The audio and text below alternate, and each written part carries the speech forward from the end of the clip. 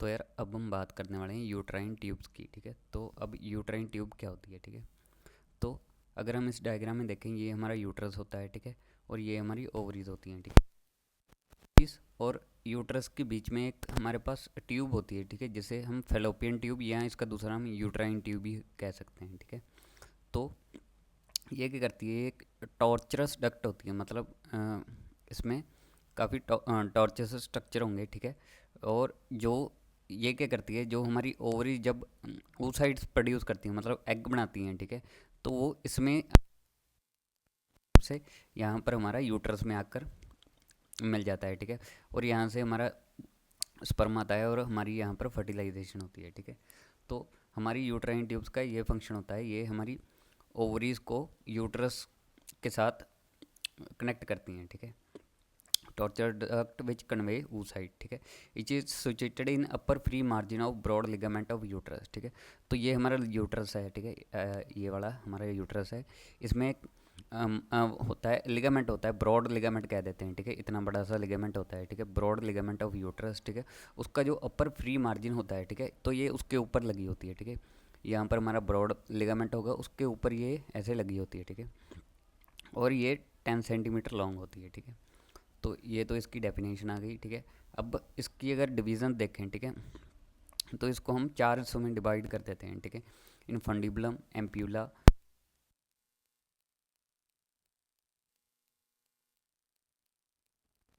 तो ये lateral end of uterine tube होता है। ठीक है, अब ये लेटरल एंड है। ठीक है, और ये फनल शेप का होता है। ठीक है, फनल शेप जैसे हमारी ये फनल शेप होगी। ठीक है,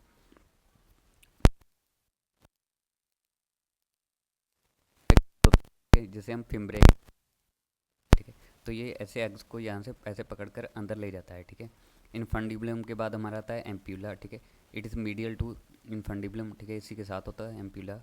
it is thin wall dilated and in diameter. ठीक है, तो इसकी मेन खासियत क्या होती है, एक तो ये टॉर्चरस होता है, टॉर्चर थिन वॉल्ड होता है। ठीक है, डायलेटेड होता है। हमारी फर्टिलाइजेशन, ठीक है, यहाँ से हमारा यहाँ से एग आता है। ठीक है, यहाँ से स्पर्म आता है। ठीक है, तो यहाँ पर हमारी जाकर इसमें फर्टिलाइजेशन होती है। ठीक है, अब उसके बाद आता है इस्थमस।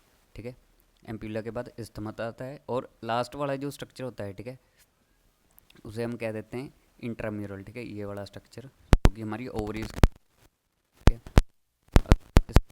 देखें। ठीक है, ये हमारा इस्थमस आ गया। अब जो हमारा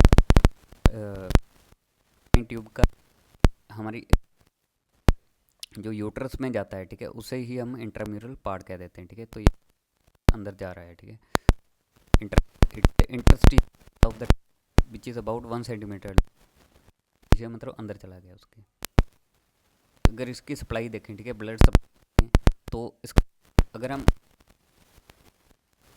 तो ये वाला तो हमारा मीडियल 2/3 हो गया। ठीक है, लेटर 1/3 हो, लेटर 1/3 हो गया, ये वाला मीडियल हो गया। ठीक है, मीडियल 2/3, ये वाला लेटर 1/3। ठीक है, अब ये यूट्राइन आर्टरी। ठीक है, यहाँ से यूट्राइन आर्टरी सप्लाई करेगी इसको, फेलोपियन ट्यूब को, और जो हमारे 2/3 मीडियल साइड आ गया, ठीक है, ये इसको lateral ovarian branch of uterine artery supply करेगी। ठीक है, तो मीडियल 2/3 को हमारा ये करती है सप्लाई यूट्राइन आर्टरी। ठीक है, मीडियल 2/3 को, ये मीडियल 2/3 आ गया, और लेटर 1/3 को ये हमारा ओवेरियन आर्टरी सप्लाई करेगी। अब नाव सप्लाई की बात करें, ठीक है, sympathetic now T10 to T12 और L1 L2 के हाइपोगैस्ट्रिक प्लेक्सिस से ये सप्लाई होती है। पैरासिम्पैथेटिक नाव से हमारी वेगस नाव सप्लाई करती है। ठीक है, उसका लेटर हाफ।